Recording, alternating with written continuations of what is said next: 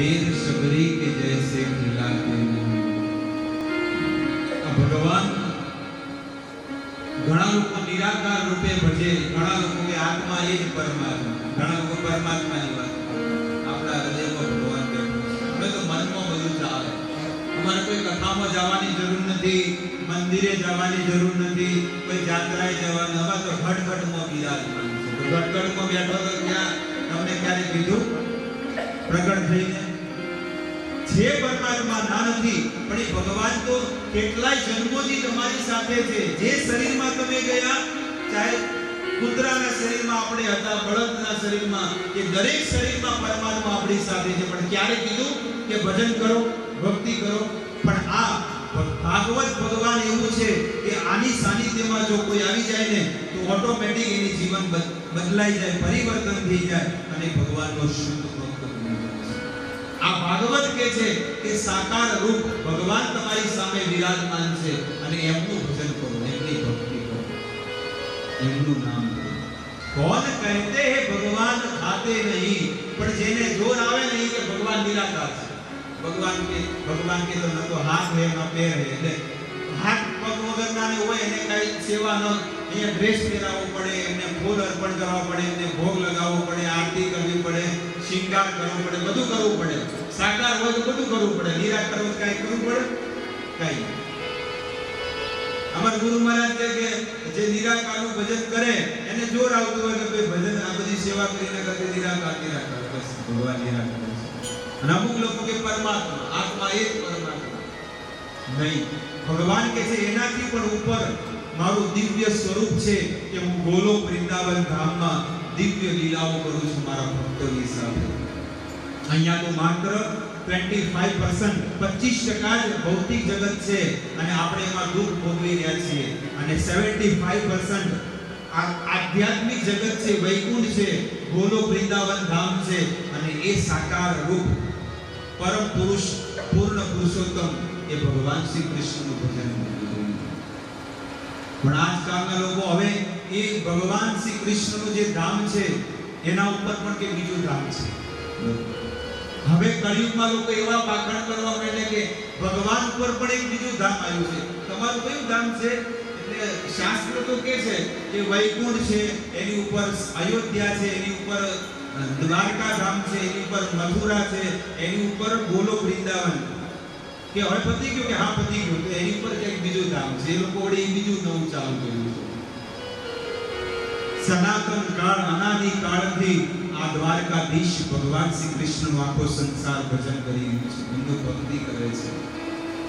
જ્યાં જુઓ ત્યાં એ ભગવાનના ગુણ ગવાતા હોય, એમની નામ લીલા રૂપ ગુણ એનું વર્ણન થતું હોય, અને સંસારના લોકો બીજે મથે છે। શેરડીનો રસ, પેલો કોલું કે શું કે એનું મશીન આવે ને શું કે કોલું કે એ શેરડીના રસના મશીનમાં છે ને, એ શેરડીનો રસ ભોગ લાય પ્રભુજી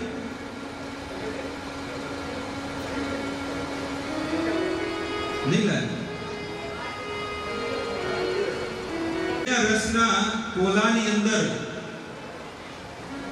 એક વખત શેરડીનો સાઠો નાખો, 2 વખત નાખો, 3 વખત નાખો, અને પછી ચોથી વખત નાખવાની પછી રસ નીકળે। બસ એના જેવું આ સંસારમાં જીવન છે કે બધાનું રસ વગરનું જીવન છે, દુઃખ વગરનું જીવન, એમાંથી ક્યારે રસ નીકળવાનો નથી। એમાં આ સંસારમાં પણ લોકો સુખ શોધવાની કોશિશ કરી રહ્યા છે, પણ એમાં ક્યારે સુખ મળવાનું નથી, કોઈ જગ્યાએ સુખ નહીં। तो भगवान को साकार स्वरूप છે, ભગવાનનું રૂપ છે। કોણ કહેતે હે ભગવાન ખાતે નહીં, પણ શબરીજી જેમ ભગવાનને બોર ખવડાવ્યા એવી રીતે આપણે પણ ખવડાવશું તો ભગવાન ખાશે।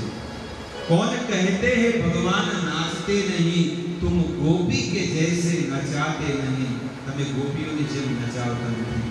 ગોપીઓ કે અરે કાના तुझे छाछ पीनी है, एक अमूलની છાશ આવે ને 12 રૂપિયાની, એકલી એક ગ્લાસ ભરીને છાछ પીવી હોય ને તો આ ત્રિભુવનના નાથને કહે છે કે કાના तुझे छाछ पीनी है तो तुझे नाचना पड़ेगा। तो ये त्रिभुवनના નાથ ભગવાન નાચે છે, મોર બનીને નાચે છે, મોર બની ફરકા। એવા નાચે, એવા ભગવાન નાચે, અને ત્યારે ભગવાન નાચે ત્યારે એક ગ્લાસ છાશ મળે છે. कौन कहते हैं भगवान नाचते नहीं, पड़ी गोपी के जैसे नचाते. गोपी જેવો ભાવ ક્યાં છે? આપણે કોઈ ભગવાન નાચો થોડા નાચવાના છે, રસ્તામાં બેઠા છે તે નાચવા માંડી જાય. એવો ભાવ, એવી શરણાગતિ, એવું સમર્પણ હોવું જોઈએ, ત્યારે ભગવાન નાચે છે. જેમ ગોપીઓ. આપણે તો એક સત્સંગ, એક ઘર છૂટતું ન હોય સત્સંગ માટે, તો પછી બીજી ક્યાં વાત કરો? ક્યાં ગયા? ના પાયા ભગવાનના સાકાર સ્વરૂપના દર્શન છે કે ભગવાન જમે છે, ભગવાન નાચે છે અને ભગવાન સૂવે છે, પણ માં યશોદા જેવો ભાવ હોવો જોઈએ. કોણ કહેતે હે ભગવાન સોતે નહીં. આવી રીતે સુદ ગોસ્વામી મંગલાચરણ કરે છે. यम प्रव्रजन्तम अनुपेतम अपेत कृत्यम द्वैपायनो विरह कातर आजुहाव.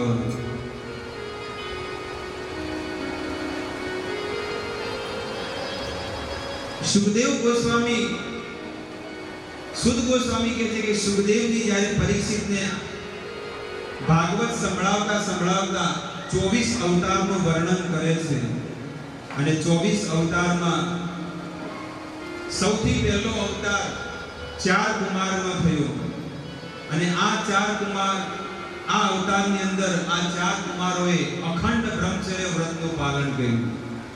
બીજો અવતાર ભગવાન વરાહનો થયો. ત્રીજો અવતાર નારદ ઋષિ મુનિનો થયો.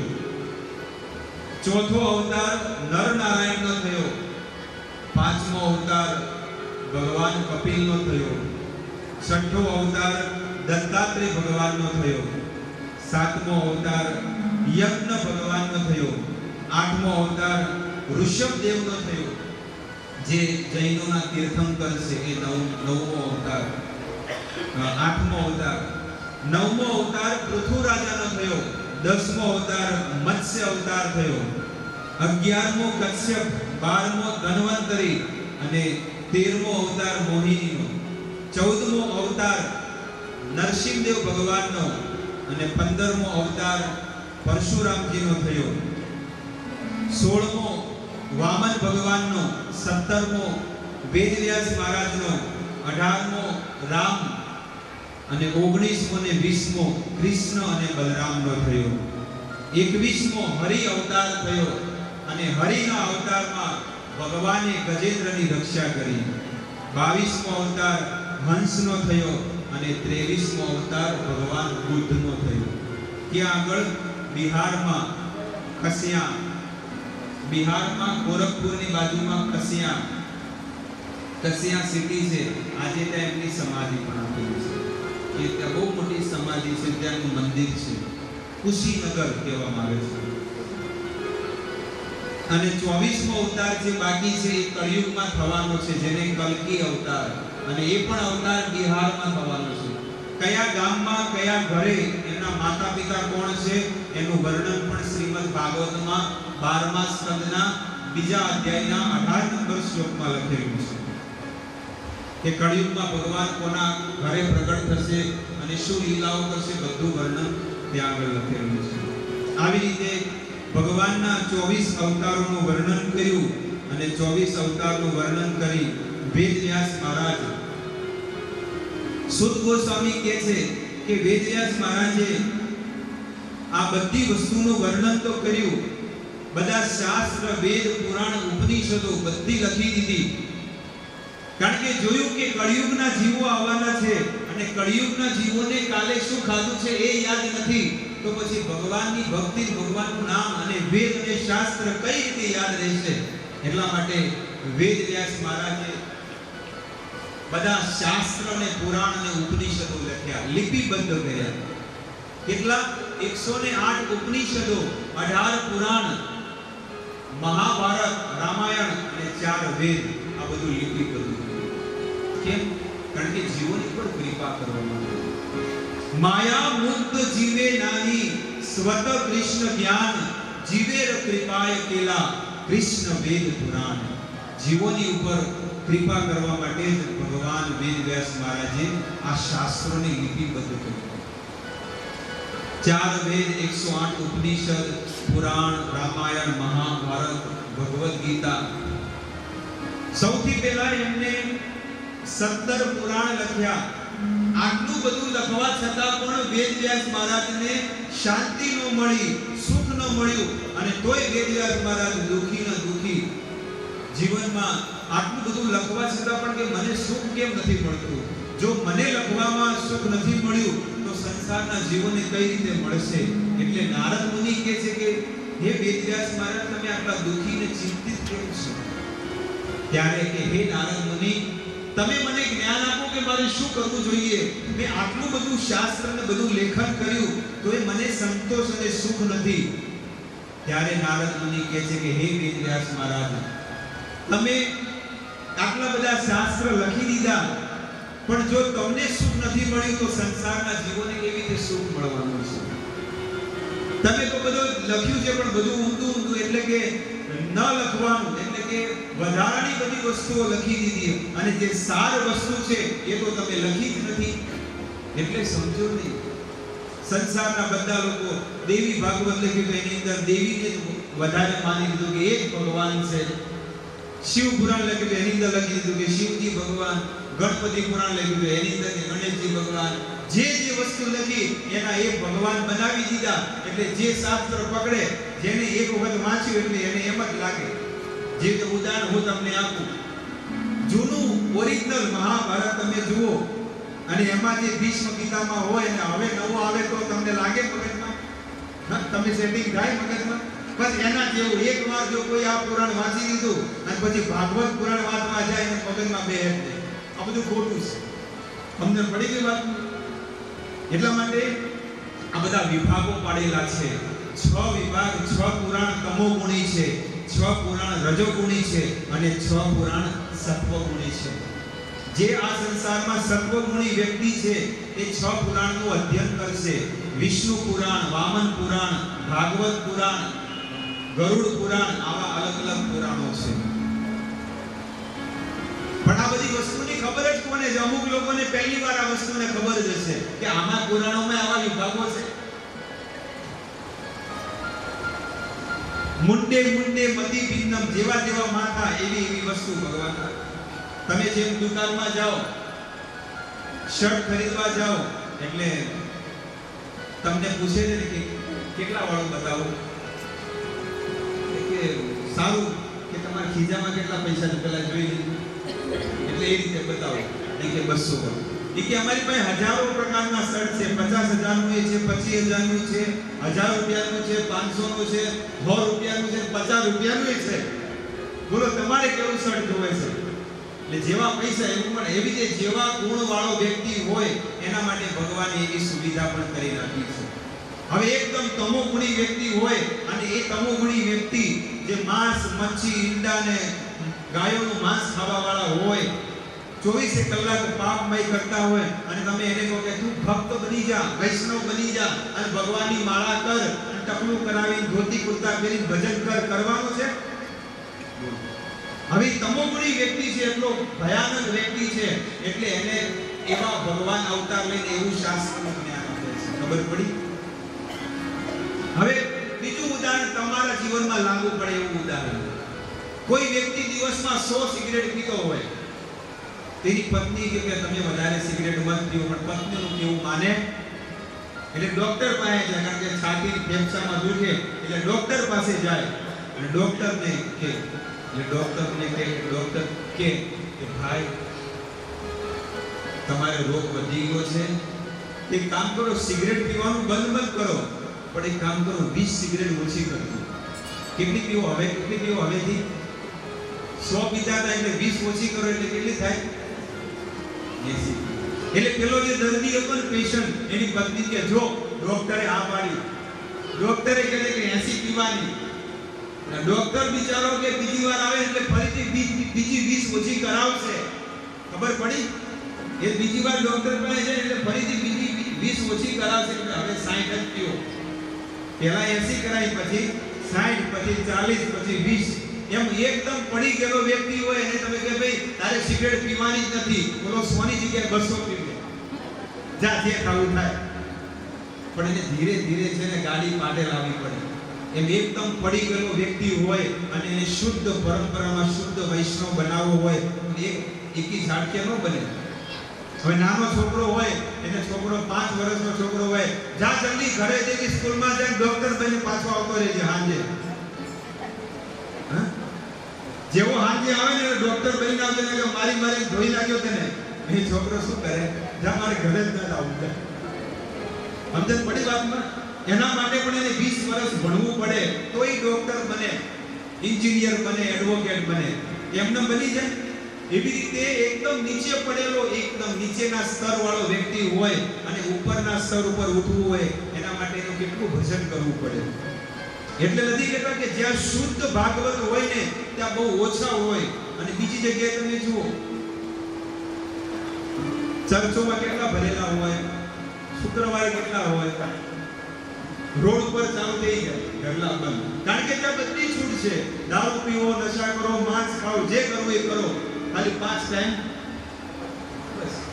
નો ટેન્શન, કોઈ ટેન્શન લેવાની જરૂર નથી. તમારે જેમ જીવન જીવવું જોઈએ.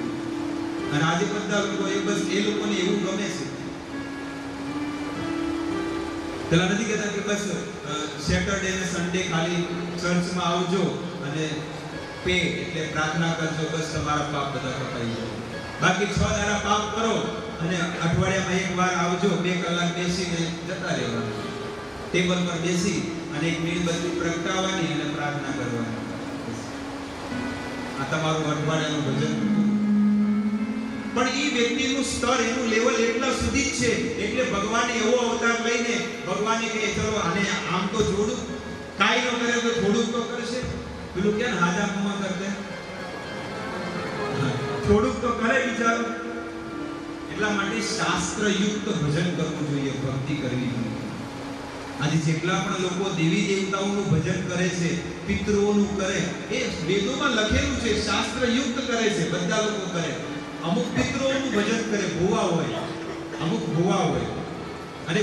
અને માર્કંડેય પુરાણમાં 9000 શ્લોક છે, બ્રહ્મ પુરાણમાં 10000, વામન પુરાણમાં 10000, લિંગ પુરાણમાં 11000, બ્રહ્માંડ પુરાણમાં 12000, મત્સ્ય પુરાણમાં 14000, ભવિષ્ય પુરાણમાં 14500 શ્લોક છે, અગ્નિ પુરાણમાં 15400, નરસિંહ પુરાણમાં 17000 શ્લોક છે, ગરુડ પુરાણમાં 19000 શ્લોક છે અને વિષ્ણુ પુરાણમાં 23000 શ્લોક છે, વાયુ પુરાણમાં 24000 શ્લોક, વરાહ પુરાણમાં 24000, નારદ પુરાણમાં 25000 અને પદ્મ પુરાણમાં 55000 શ્લોક છે, સ્કંદ પુરાણમાં 81000 અને મહાભારતમાં 1,00,000 શ્લોક છે.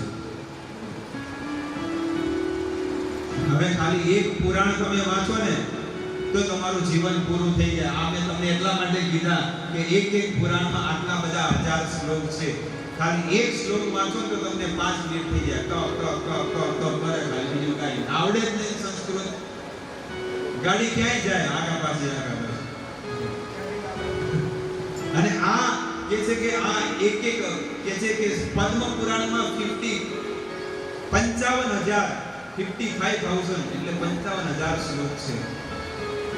સ્કંદ પુરાણમાં 81,000 શ્લોક અને મહાભારત 1,00,000 શ્લોક રચિત છે. આટલો જાડો ગ્રંથ છે. અને આ ભાગવત પુરાણ જે છે ને, ઓરિજિનલ ભાગવત છે ને 1 કરોડ શ્લોકનું છે. પણ એ ક્યાં વિરાજમાન છે? વૈકુંઠમાં છે. અહીંયા પૃથ્વી પર તો એનો સાર માત્ર 18,000 શ્લોકનો છે. તો આવી રીતે વેદવ્યાસ મહારાજે સમસ્ત વેદ પુરાણ ઉપનિષદ લેખન કર્યા, પણ એમને સુખ ન મળ્યું. નારદ મુનિ કહે છે કે તમે વિશુદ્ધ દિવ્ય ભાગવતનું પ્રાગટ્ય કરો, એનું લેખન કરો. ત્યારે સમ્યા સરસ્વત્યા નદ્યા બ્રહ્મ નદ્યા સરસ્વત્યા આશ્રમ પશ્ચિમે તટે સમ્યા પ્રાસ ઇતિ પ્રોક્તા ઋષિનામ સત્રવર્ધન. વેદવ્યાસ મહારાજને કીધું કે નારદ મુનિ કહે છે કે હે વેદવ્યાસ, તમે હિમાલયમાં જાઓ. ક્યાં આગળ? હિમાલયમાં. અને ક્યાં આગળ? બદ્રિક આશ્રમ, બદ્રીનાથમાં. અને બદ્રિકા આશ્રમમાં જઈને સમાધિમાં બેસો અને જ્યારે ભગવાન તમને દર્શન આપે ત્યારે તમે આ ભાગવત પુરાણનું લેખન કરો.